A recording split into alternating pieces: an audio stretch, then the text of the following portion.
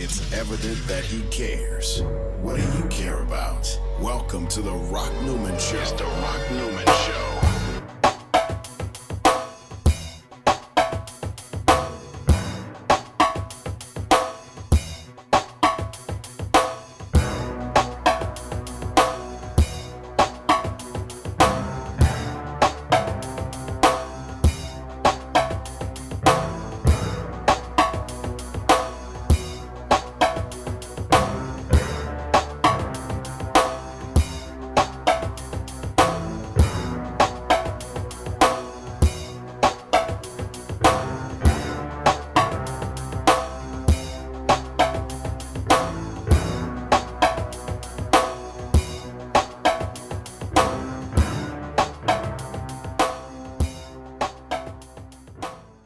Greetings, beloved. Thank you for tuning into another segment of the Rock Newman Show 2.0. I think I want to start this program by saying that how often I get asked, well, hey, what's the Rock Newman Show about?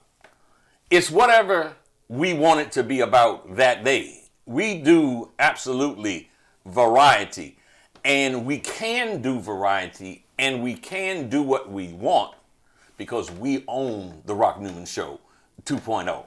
So I encourage all to own your product also. Today, I'm telling you, man, I'm going a little off script. We've had some really serious shows the last couple of months. And this show here is a bit different. It is about a game that is steeped deep in black culture.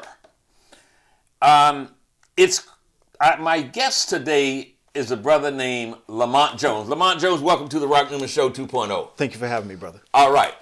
And Lamont has labored for quite some time. It certainly has been a labor of love for him on writing a book. He has become what he says is a master bid whist player. He has written the book, The Gist of Bid Whist. When is this officially being released? February 27th. All right. Going to be released. I'm not sure exactly when this show is going to air, but it'll be somewhere around that time. The Gist of Bid Whist. The subtitle is The Culturally Rich Card Game from Black America. I want to read one of the what do you call these? Endorsements. One of the endorsements on the back here. It is from our brother, you know the name, the fly jock, Tom Joyner. Tom Joyner writes, the gist of Bid Whist puts it all on the table. It celebrates, puts it all on the table. Its fun insights share everything you need to know about America's coolest card game, our game. So again, thank you for joining us, man. You come in here I'm taping this in Washington, D.C., you come in from Chicago. I'm honored to have you. And there are multiple places where we can start. I'll tell you where I want to start. Sure. There is a photo of your daughter here. And when I saw that photo, I said to my partner, Avis, partner and producer, Avis, we want to make sure we get that, see if we can use that photo. This is what I said to him. Sure. And I want to go right to sort of, I think, what is probably the core of your writing this book and what I suspect are some of the happiest times that you've had sitting at a bid whist table. Sure. What does it mean to you that your daughter learned the game and that she too loves the game? Wow. I would say everything, first of all. But she was a real inspiration to write the book because, before I learned to play in law school, and my buddies and I played, and it was all about the fun, and it was all about the competition, it was all about the braggadocio, etc. And I passed that down a bit to my daughter and to my son. But when my daughter was about 8 years old, or when she was about 6 years old, her mom and I got divorced. And a short time after that, my daughter was talking with the therapist, and her mom later relayed this story to me. And the therapist says, well, how do you feel about your new life? And Aaliyah says, well, I'm sad and I'm upset and I'm angry. And the therapist asks, well, have you told anybody about this? And Aaliyah says, well, I told my daddy. Why'd you tell him? Well, when I'm with him, we're sitting there playing cards, and she says in her 8-year-old way, when you're sitting there playing cards, you got to talk about something, right? So what that triggered for me is the realization that card games are more than just about fun and competition. They're about bonding and connection, right? Wonderful vehicle for connection. And it was around that time that I thought, you know what, this game means a lot to me. Let me learn more about it. Let me learn more about the cultural history. And that's when I started this project of writing the book. Well, I wish I would have learned at her age. I didn't learn to play bid whist until my days at Howard University. The social center at Howard University, the building is called the Armour J. Blackburn building. It was affectionately called in pastime the Punch-Out.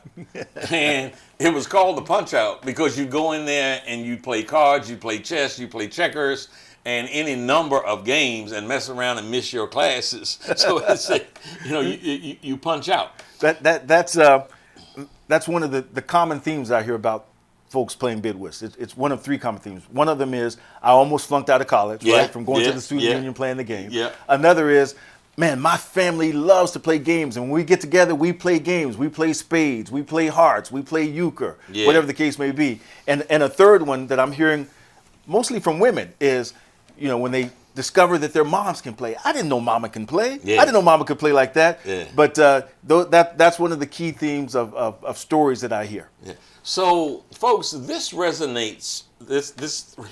Lamont writing this book, The Gist of Bid Whist. Y'all got to get a copy of this. Man, I went through this here. I thought I was a kind of special player, that I could whip some butt during my days. But reading this really takes your ability to another level. I don't say your ability, but it teaches you so much that you don't know that you don't know. And if you're anything like me, I learned a whole lot from this. Now, I said that the book resonates with me. I want to give you one of my, at the risk of y'all saying, Rock, you talk too much, and your guest should be doing more of the talking. At the risk of that, I'm going to say this. I was a inexperienced radio talk show host on WL Radio here in Washington, D.C. It is the flagship station of what is now the powerhouse of Radio 1, founded and formed by Kathy Hughes and her husband Dewey Hughes. Alfred Liggins is the son. And so you've got Radio 1, you've got TV 1. Well, back in 1980, I think it was, I was the sports guy from 6 p.m. to 8 p.m. We came upon a very slow sports day, and all day, the day that I was going on the air that evening, I couldn't think of anything specific to talk about. I think it was around the Major League All-Star break, so there was no basketball, there was no football. They were on a 3-4 day hiatus in baseball, and it just wasn't nothing really interesting happening. And I had a very high energy show, and I was panicking as I was driving to the station, trying to think of something. Called a couple of friends of mine, got zeros, goose eggs. So I sat behind the chair and absolutely did not have any sports to talk about, and I was in a blue panic.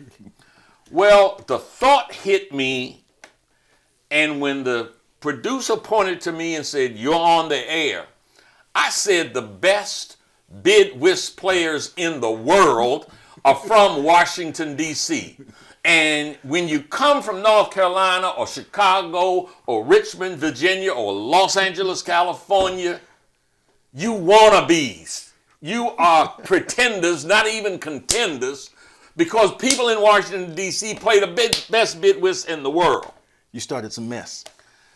Brother, let me tell you, the phone lines went up. We had eight in-studio phone lines, and I could manage them. If one person was on, I could punch and get another person who agreed or disagreed. So we had the phones lit up like crazy. And normally I would do 1 hour and then do a different subject in the second hour. Sure. For 2 straight hours, the phone stayed lit up with the highest passion. You would think it was a Washington football team playing the rival, the Dallas Cowboys. It was fire. And I'll end that story by saying it was so passionate. Yeah. And people were calling to try to get me afterwards to agree with me that the best player and to cuss me out. You don't know what the hell you're talking about. Until that night, I decided, and Kathy Hughes, who was running things at that point, yeah, it was unbelievable to her, and we ultimately put together a bid whist tournament. Wow. At the Howard Blackburn Center, which came about a month later, which was packed with people having all kind of fun. So bid whist has been in my life. I've loved it. Let's talk a little bit, Lamont. I love that story, bro. I love that story. It's one of my 2 or 3 favorite bid whist stories. Yeah, I've always loved that story. And let me tell you, being in that Blackburn Center I think we had about 40 tables set up. Yeah. So it was packed. Rise and fly. Tell everybody what rise and fly means. Rise and fly means when you lose, get up. The next person's going to sit down. So ain't no whole bunch of sitting around lollygagging and trying to get another. You lose, you get up. That's it. So what I'd like to get into, because it's certainly a book about strategy, sort of scientific, but it also speaks to the cultural importance that bid whist played. Mm-hmm. And if you don't mind, Lamont, yeah, I would like for you to take us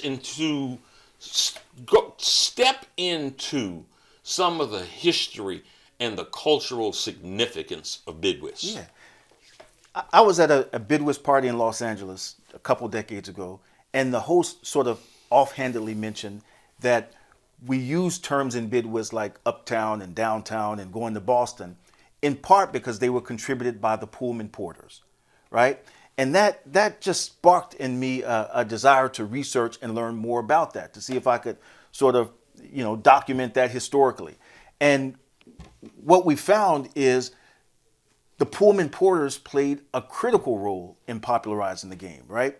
So let's bring it all the way down and just give a little, a little education on who the Pullman porters were. Yeah. So in the early part of the 20th century, the 1900s, train travel was big in the country, and key to that was the role of the porters in making it a luxurious experience, right?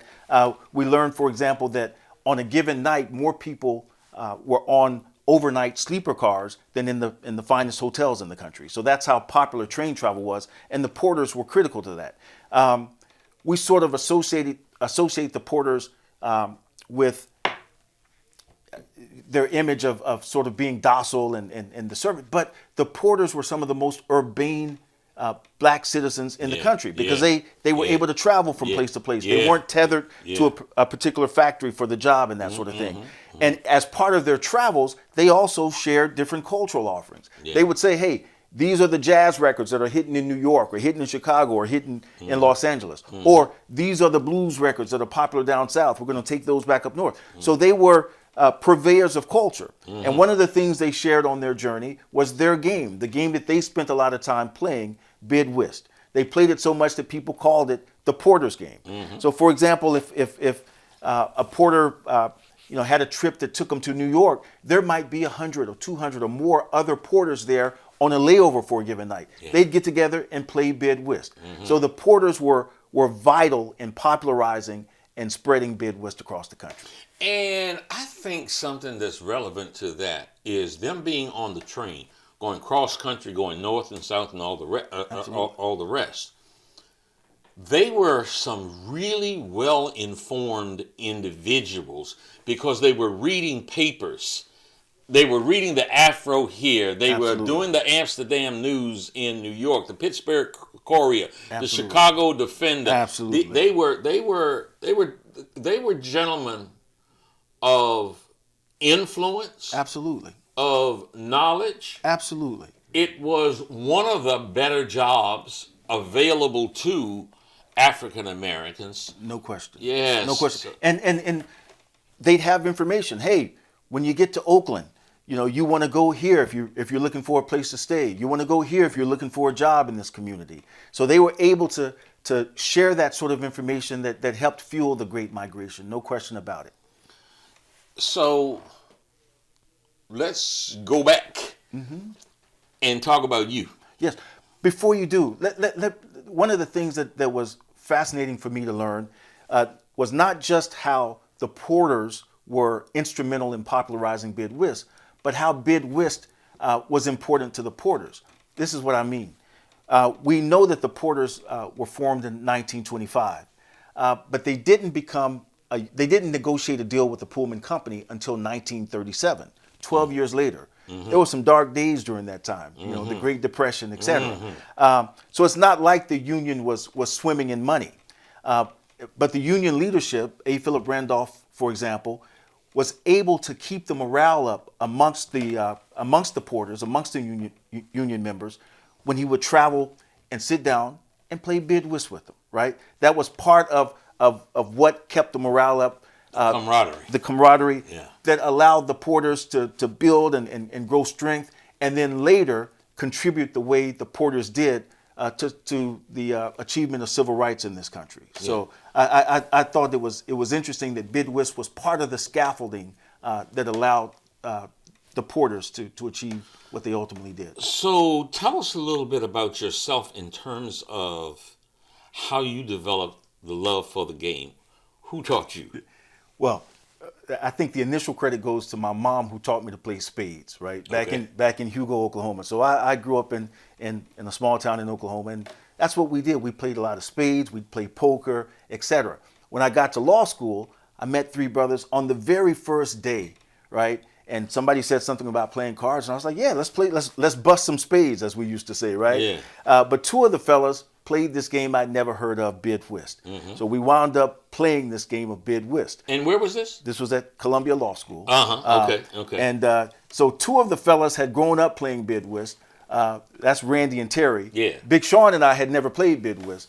As fate would have it, Sean and I were partners. Randy and Terry, we played them every day. We did our best, but they probably got the best of us. But that's where I learned to play. You talk about a lot in the book here. You absolutely talk about that. Those are some times. Their voices are throughout the book. They're like a Greek chorus, providing a little humor, providing some instruction, and that sort of thing. And we were so into it that if three of us were ready to play cards, and that fourth brother was in class or in the library, we go get him. Yeah. We got to pull him out because we need a quorum. We need a quorum to conduct this business.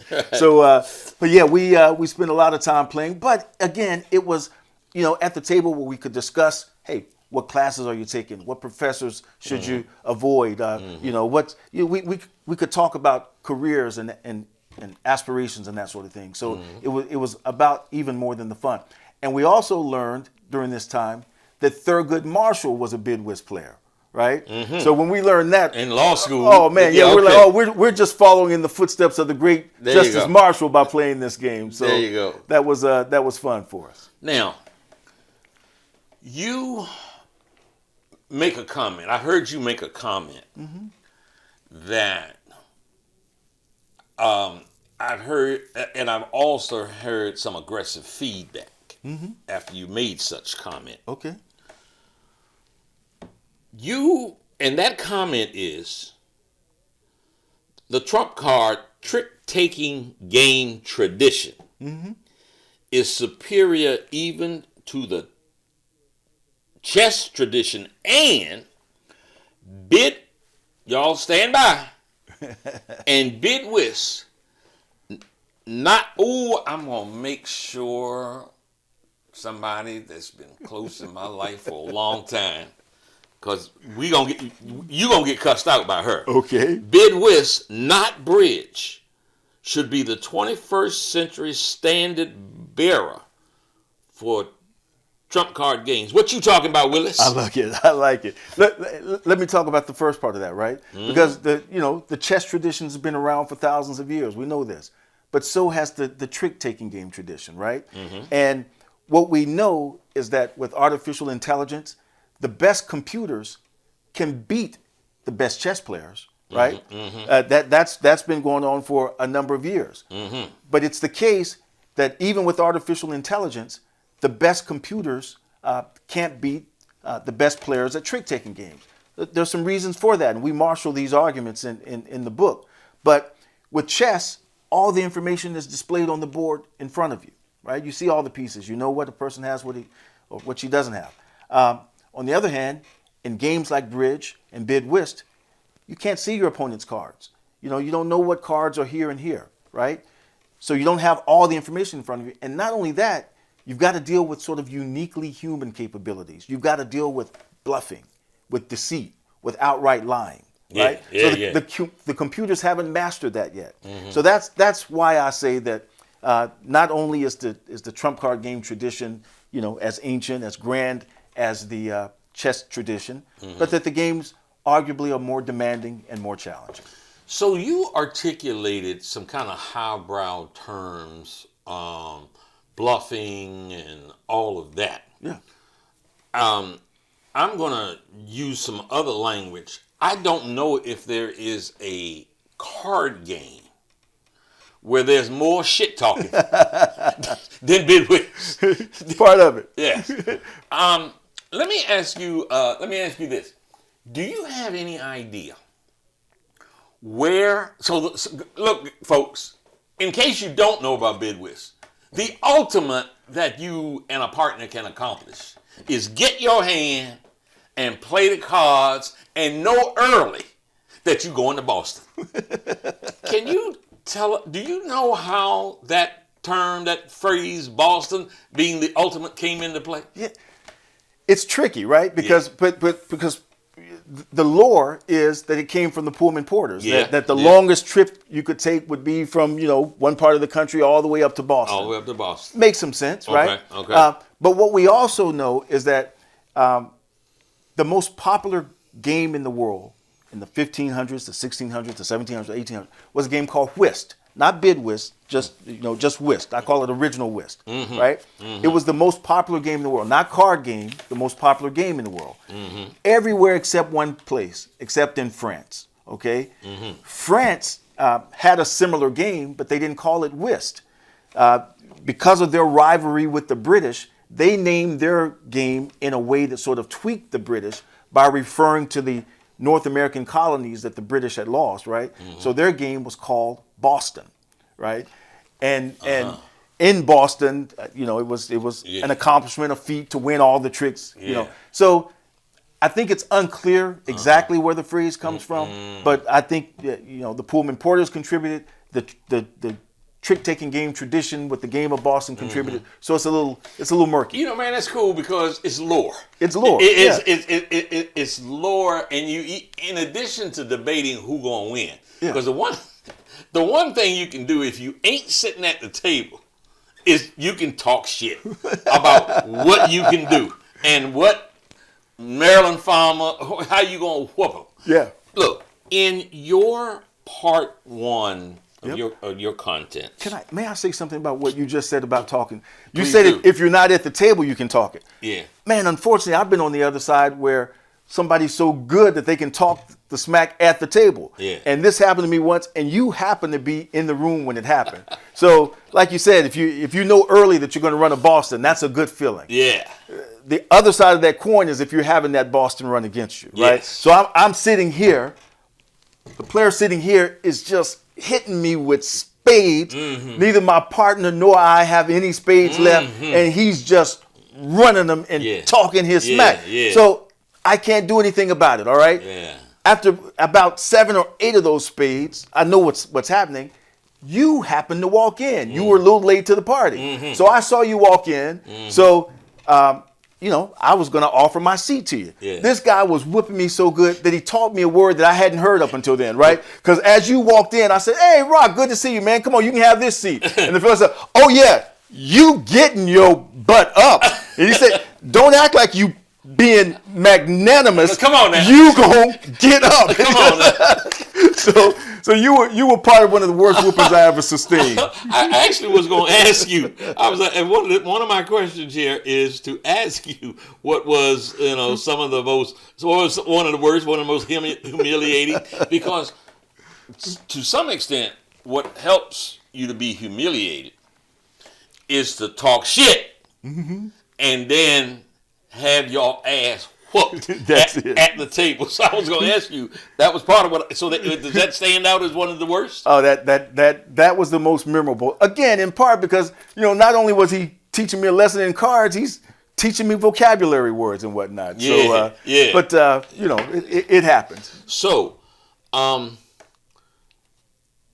most infamous hand of cards in the history of the world. Yeah. Listen in, folks. Tell me about that. It's the reason the hand is famous is because it was memorialized in a James Bond novel, in one of Ian Fleming's Moonraker novel, right? And it's a hand that goes back deep into the history of cards, but James Bond uses this hand actually to cheat the bad guy, Drax. But I like the hand, and I use it in teaching workshops and such because it illustrates a lot of the principles in bridge and in bid whist. And what's noteworthy to me about the hand is, Bond had to kind of cheat to set up the hand the way he wanted to set it up. All right, fine. But in bid whist, there's a mechanism where you can legally structure your hand so that you only have 1 or 2 suits. We even have a phrase for it. It's called get 2 suited. You want to get 2 suited. So I use the lessons of this James Bond hand to teach basics and some nuances about bid whist.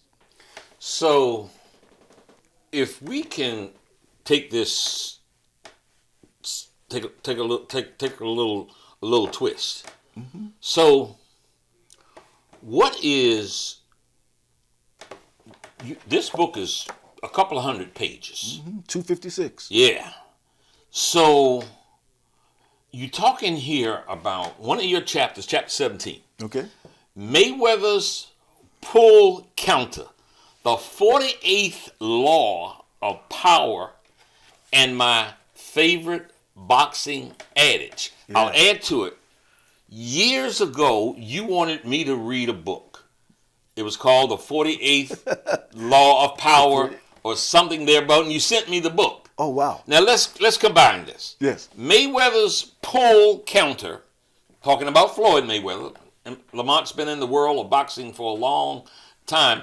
I'm going to take you back to my house in Las Vegas about one of his boxing nights, or after boxing nights. But Mayweather's pull counter, the 48th law of power, and my favorite boxing adage. What is that? All right. First of all, I would be remiss to say that when I met you, it's been a long time, but you were a legend in the game, right? From your work promoting and managing Riddick Bowe, you were a legend, somebody I wanted to meet and get to know, and I'm honored that I had that opportunity over the years. But when you think about the best bid whist players, all right, they remind me of the best boxers, right? They not only understand the fundamentals, they not only master the fundamentals, they transcend the fundamentals, right? And I'll say a little bit more about that, but the 48th law of power, Robert Greene's classic book, The 48 Laws of Power. But the 48th law is, it's be flexible, be adaptable, be like water, right? And you know this, Rock, from your time in the boxing business. the best fighters are those who can deploy multiple styles, use multiple weapons, multiple tools, whatever the occasion calls for, right? So go back to what was one of all of our favorite fights back in the day. Sugar Ray Leonard, the smooth, slick boxer against Tommy Hitman Hearns, the devastating, tall, lanky puncher, right? So we in our minds, we knew how that was going to play out. Sugar Ray's going to try to outbox him, and Tommy Hearns is going to, try to hunt him down and land those bombs. But how did the fight ultimately play out? As it ended, it was Ray stalking Tommy Hearns, deploying a completely different style. I think about Floyd Mayweather and how he just transitions almost instantaneously from defense to offense, right? And the example of that, of course, is his pull counter, where he's got his chin out there. It's like right there for you to touch it. Absolutely. But when you reach out with that jab, he pulls back and he's countering immediately right over the top, right? With just extraordinarily quick hands. Extraordinarily quick, and power and accuracy and that sort of thing. Those sort of instincts. So when I think about the best bid whist players, they're fluid, they're adaptable. You don't know whether they're going to be conservative or whether they're going to be aggressive. They're trying to play defense. They're trying to play whatever the situation calls for, whatever the occasion demands. The best bid whist players, like the best boxers, have the tools in their arsenal to be able to deploy them. When as I was reading through the book, and you one of the things you talked about was you became a better, if I remember this correctly, you became a better bid whist player the more you understood defense. Tell me about that. Yeah, I'll add a little to it, which is, after I left law school, I moved to Houston to start trying to practice law. I didn't have any bid whist folks to play with, right? But I would see in the newspaper something about cards. It looked like card game. It bore some resemblance to what was going on in bid whist. I learned that those were like bridge challenges that were in the newspaper every single day, right? So I went to a bridge club and took bridge lessons. And the way you do it is, we did it on Monday nights, but you have to go 8 weeks to learn enough to be considered a beginning bridge player, which is what I did. But as I was learning bridge, I kept noticing the similarities between bridge and bid whist, right? And some of the things that happened at the bid whist table in law school that seemed to happen just sort of by magic, I learned that if you knew enough about the strategy and the theory and the technique of the game, you could make those things happen. So as I learned more about bridge, I basically came to understand that I was learning more about bid whist. And what that triggered in me was a desire to teach others the game in that sort of structured, unintimidating way. And I borrowed some of those techniques to write this book. Okay, so if you now are hosting a game at your house, and it's usually house rules. Yes. So, you sporting the kitty or not?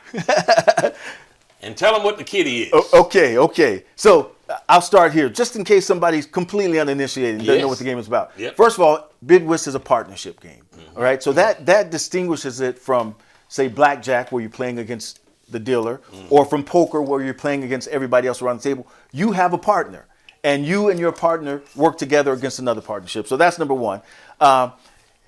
When the 4 players are around the table, each player will play a card one at a time. There's going to be a pile of 4 cards right there in the middle of the table. Whoever has played the best card wins that pile. It's called a book or trick, right? So it's a trick-taking game. You're trying to win these tricks. And the last thing I'll say about it is that before you start the trick-taking action, there's a conversation. And this partnership might say, hey, we're going to win 8 of these tricks, or we're going to win 7. And the other partnership, makes a similar wager. So you have that wager. That sort of sets up the tension in the game before you start the trick. Some people might say, you think you're going to make those, but I'm going to set your ass. Exactly. So, and Rock, I'm sorry, man. I lost the question. I forgot the question. We house rules. Oh, yeah.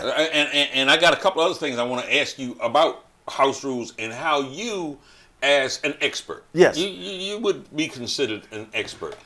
I got a little great nephew. He's about 14 years old. He been playing since the crib. He want your ass. Oh, he an expert? You doing that, Uncle Rock? You doing that show? I showed him the book. He was like, I got something for him. Rock, I'm gonna take his little ass out in the deep water and drown him. Come on now. But bring him on over here. Come on. So, Sporting the kid. Okay, so whoever, when we have that conversation at the beginning before we start the trick taking, whoever makes the best bid, right? Whoever wagers the most, they also win the prize of winning another pile of cards called the kitty that you can put in your hand in exchange. So I learned to play sporting the kitty, right? And what sporting the kitty means is when you pick those 6 cards up, you turn them over for everybody to see before you put them in your hand. Sport them. I like to show everybody what's happening. I learned to play. Most of the more serious players I play with, they don't like to sport the kitty. They're like that. You're giving away information, you know. So which you are. Yes. Which you are. Yes. Yeah. Okay. So, do you find at all that is regional? The folks in the South they have more hospitality. Do they like to sport the kitty? Or what's your thought on it? Any?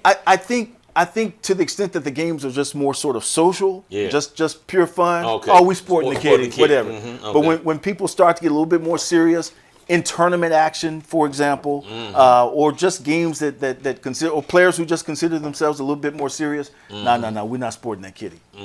Yeah. Okay. So let's go, and this is more for people that know about the game already. Look, folks, if you have any interest of keeping up with your boyfriend, your husband, your wife, your girlfriend, or whatever, and they play Bid Whist, this is the book for you to get. The Gist of Bid Whist. This will take you through and really accelerate your learning curve. You look at this book here, play a few games, you will shock whoever it is that's important in your life by having this book right here, the Gist of Bid Whist. Let me say this really quick about my wife and I. We go over and play cards with some friends. Yeah. And most of the times we've gone to play, she won't play with this particular group because they're serious. Yeah. Not sporting the kitty, you know, they're serious about it. So They cold-blooded. She finds a way to, you know, be social, but she doesn't play. Until she called herself reading the Gist of Bid Whist, right? So she read the book, and man, I got to say, that was one of the thrilling parts of this journey for me. Watching her read it, listening to her laugh. Oh, look at this, I love this story, whatever. Man, the next time we went over to these folks' home to play, she sat right down. Come on now. She sat right down. She's, you know, throwing her cards, talking her smack. She turned into Lawrence Taylor. Oh man, she got serious with it. I will say that one person was sitting next to her and gave her a little tip that she liked. Okay. Yeah. And so she got on me like, "Hey, this makes sense. It wasn't in your book. What happened with that?" So, Stacy Sharp, I love you, baby. Now, tell me house rules again. Yeah. I never could figure out why a low trump would take out a regular bid. And I would have a powerhouse of a hand and bid 5. Yes. And somebody bids 5 low. Yeah. Why is that allowed? All right, man. Let me say this, man. One of the most intense conversations I had after I shared an early copy of this book was with my buddy Randy from law school. And Randy was he was adamant that I was misleading the people when I explained that, you know, when I explained the bidding hierarchy, what you just said, that, you know, low bids take out a high bid, that sort of thing. He was like, that's just wrong. You know, that's almost as bad as sporting the kitty sort of thing. And logically, he's 100% correct. I mean, there's no logical reason why we favor a low bid over a high bid. And again, in tournaments, for example, that doesn't happen. So when you get official, when you get official, low bid don't take out a high bid. No, whoever bids at the 5 level, you command that territory. If you want to command territory, you got to in tournaments, you got to bid a 6. You got to bid at the 6th level. Or, how about 5 no? Or you can bid a no trump bid. Okay. There you go. Okay. There you go. Yeah, so because there's logic behind that. Exactly. The logic there is that, if you have a trump contract, spades for spades players, there's some safety. If the other team starts playing a suit and you don't have that suit, you can play your spades, you can cut with your spades to regain control. In a no trump contract, you don't have that sort of control mechanism, so it's considered a more risky, more dangerous bid, right?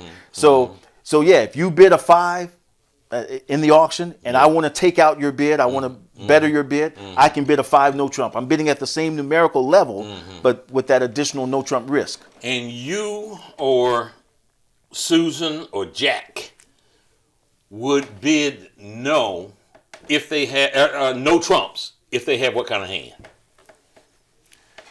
Good question, man. I used to think that you needed strength in all of the suits, right? Because again, if somebody plays a heart and you don't have any hearts, and there's no trump, you can't win it. But what I've come to learn is that a lot of strength in 1 or 2 suits is usually sufficient to help you win enough tricks in a no trump bid. So if I got all the hearts or all the diamonds and I say there's no trump suit and I just start playing hearts and diamonds, nobody's going to be able to beat me. So that.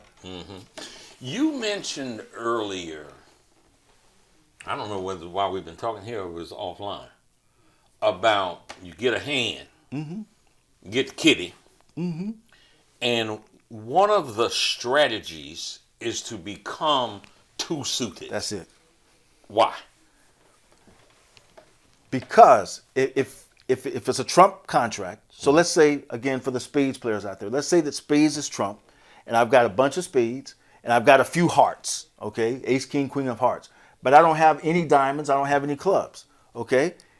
If the opponents play club or diamond, I can win that trick by cutting it with my spades, okay? And then after I make sure that nobody else has spades, I play my hearts, I run my hearts, So with those 2 suits, I control the action. So I've got my trump suit for defensive purposes. I can stop the other team from winning. And then I can win tricks, offensively with my running suit. So yeah, you want to get 2-suited. The thing is, the kitty mechanism allows you the opportunity to do that in bid whist. That really doesn't exist in other card games. So there was a night in Las Vegas when I was living in Las Vegas that you were in Las Vegas at that time. Kerry Davis, let me bring up the name Kerry Davis. Kerry Davis did the Rock Newman show quite some time ago with Jimmy Lee Solomon. Oh, wow. And they both are Ivy League guys. And so Kerry Davis was in. Kerry Davis, if you guys don't recognize the name, he was a very senior member of HBO Boxing. He was the bank. He was the buyer for some of the events that would come in. So, everybody in the world wanted to be friends with Kerry Davis because he helped get some of those checks, those big checks from HBO signed. Put together the fights. That's right. So you were in. And Kerry's doing this thing at your alma mater. Oh, I'm about to say. My bad. Kerry left HBO and came to be the athletic director at Howard University and has had more success than anyone has had in a very long time. He gives me more credit than I deserve of helping him get that position, but be that as it may, you and Kerry were on the same team that night. That means I had to have somebody else, and that somebody else that I had was a gentleman out of Detroit who ran the Kronk Gym. You mentioned Tommy Hearns a little bit ago, and his name was Emmanuel Stewart. Emmanuel Stewart was my partner. Amen. Now, I'm going to give you the courtesy of asking your recollection of that night. I will say this. I had dinner, my wife and I had dinner recently with a young lady who was talking about cards. She's a spades player, becoming a bid whist player. And she says, I won't even sit at the table unless my partner is a gladiator, right? I will say that night, Kerry and I ran up against a couple gladiators. Because you brothers were on your game. And I think first of all, you hit us with the shock and awe factor of walking into the home with the grand staircase and the marble and this and that, with the good food and the nice music. So the vibe was just right. But I think Kerry and I came in second place that night. Okay, all right, and I will certainly say, I hadn't played that much and was so blessed that the cards fell my way. Because that element is important in the game also. No question, no question. I'd be remiss, though, if I let this moment pass without acknowledging, I mean, if the boxing industry has a saint, it's Emanuel Stewart, right? I mean, Emanuel, and talk about getting it from the mud. I mean, these days you see a lot of trainers who, get boxers who are maybe already champions or whatever. Yeah. He was in that hot, sweaty Kronk gym, developing boys into men and men into champions, and then later became one of the top, commentators, and top managers. It was one of the great honors of my boxing career to represent Emanuel as his lawyer when he did his deals with HBO. Yeah. But his subject-verb conjugation might not have been perfect, but he knew what the hell he was talking about. No question. He could see things. He could see something in the fourth round. Yes. And say, when he gets to about the seventh or eighth round, look out for this. Yes. And it was like Notre Dame. I mean, this man knew the game exceedingly well. You know something? Last night, I have Sirius XM, and I'm riding around. I get close to where I'm staying, but I can't get out of the car because on Channel 74, Smokey Robinson's Soul Town, I'm listening to. So first it was the music. Like, damn, they playing all my music here.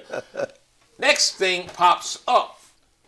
Smokey Robinson was interviewing Barry Gordy. Wow.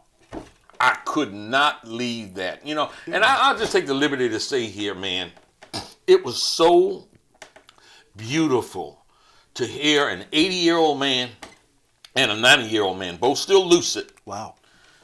Them having been together for almost 60 years, maybe 60 years, and the absolute love and that admiration they had for each other. Yeah, it was very, very special. You love it when you say that. You reminded me though, Rock, because I mentioned your legendary career in boxing. We mentioned Emanuel Stewart. Around the time of that game, you and I were at a fight, okay, and I had just recently started working with Al Heyman, and you and I were sitting there, and Al, he was famously reticent. Even then, but he was sort of standing in the shadows, monitoring his business. Mm-hmm. And I remember he walked over to where we were, and he looked at you, he pointed at you, and he said, "You did it right. You did it right." That was the motto. And you and he exchanged pleasantries. He walked off. That was it. But that was a poignant moment. The brilliance of Al Heyman. It's not something I talked about that much. I know Al rather be in the shadows. Sure. But I will tell you something that compliment that he gave me that night is one of the most cherished compliments that I have had. And I will say this, whatever it was I did that I did right, Al Heyman took it and put it on steroids. Man. I mean, I have just had mad respect for him. Al, Harvard School graduate, businessman, entrepreneur, operated the Budweiser Superfest tour for years. He put the nationwide tour together, owned companies that were ancillary and contributing to. So, on those concerts, as I remember it, as I think about it, Al had a half a dozen streams of revenue, and I've just always found Al Heyman to be brilliant.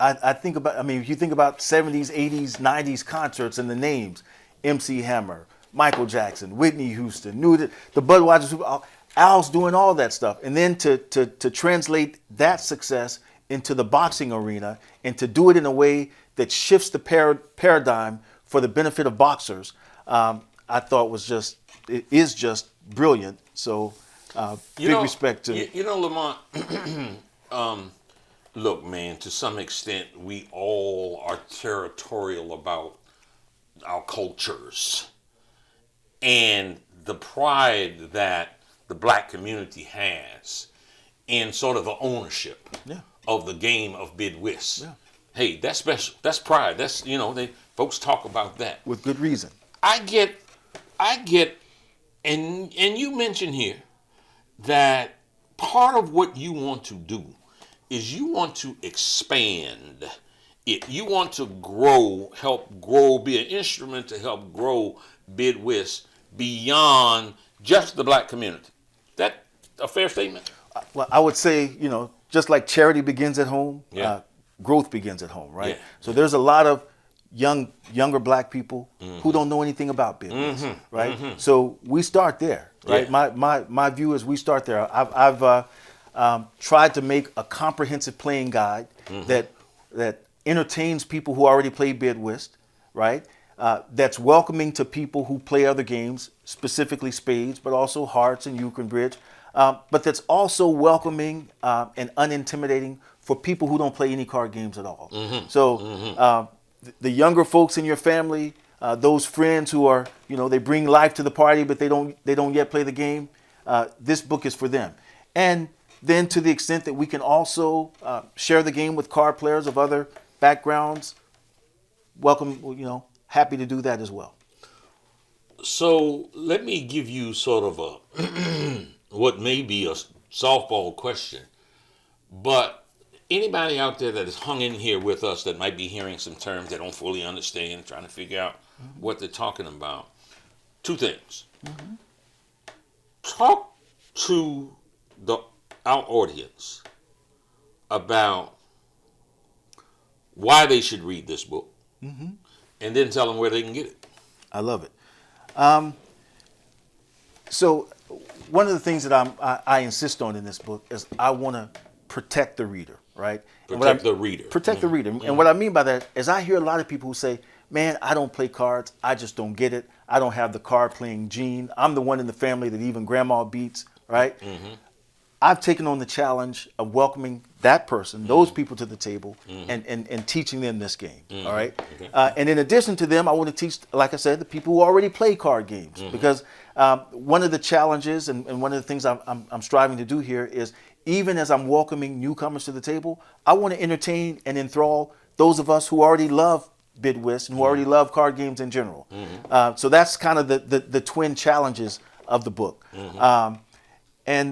So yeah, a comprehensive playing guide, but we want to tell stories. We want to animate this thing with anecdotes of family and friends and cultural moments and sports moments to give people a sense of why bid whist is such a sticky, wonderful game and why you should pick up the book. So before you tell them where to get it, yeah, you have in here, which I'm gonna bet some of our viewers would find interesting about the people. Yeah. Some extraordinarily high profile. Yeah. Who play the game. Yeah. Do some name dropping. Some of my favorite stories involve Michael Jordan playing bid whist with Magic Johnson and that sort of thing. I mentioned Justice Thurgood Marshall playing the game. My wife once introduced Reverend Jesse Jackson at an event in Chicago. So we got there early, and I could see that looked like he was, getting his notes together there. And a couple people walked over to him, and he didn't look like he was in the mood to talk. But I worked up my nerve, and I went over and I said, Reverend Jackson, word on the street is that you're a pretty good bid whist player. And he looked and he said, I lost a game of bid whist once. He said, I was 6, and I lost because I was 6, right? And after that, he was, telling me stories about playing quarterback in college. Yeah. But yeah, so I I like the fact that luminaries play the game. I like the fact that, it's a pastime that we can all share. So yeah, that's something that's important to me. It just so happened, I'm looking at TikTok. You mentioned Magic Johnson and Michael Jordan. Yeah. There's a story that Magic told that Michael was playing the game at the table. Yeah. And with another basketball player. Okay. And the basketball player and his partner beat Michael. And we all know Michael is known as one of the most competitive human beings possible. No doubt. And he wanted to continue. he wanted to continue playing.